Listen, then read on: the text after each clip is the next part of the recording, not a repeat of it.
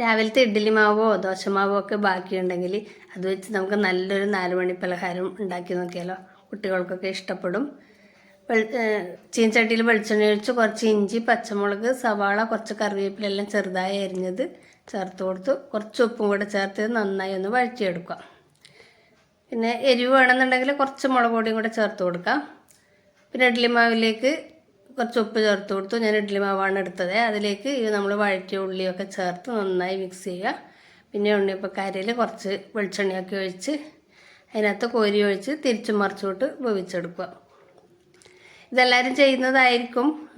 പൊതുവെ എല്ലാവരും ഉണ്ടാക്കുന്ന ഒരു പലഹാരം തന്നെയാണ്. എന്നാൽ ഇതുപോലെ ഉള്ളിയൊക്കെ വഴറ്റിയിട്ട് ചെയ്ത് നോക്കിയിട്ടില്ലെങ്കിൽ ഒന്ന് ചെയ്ത് നോക്കണേ. നല്ല ടേസ്റ്റാണ്. വെറുതെ തിന്നാൻ തന്നെ ടേസ്റ്റാണ്. പിന്നെ അതിൻ്റെ കൂടെ തേങ്ങാ ചട്നിയും കൂടി ഉണ്ടെങ്കിൽ സൂപ്പറാണ്. ചിക്കൻ കറി ഉണ്ടെങ്കിൽ അതും നല്ലതാണ്.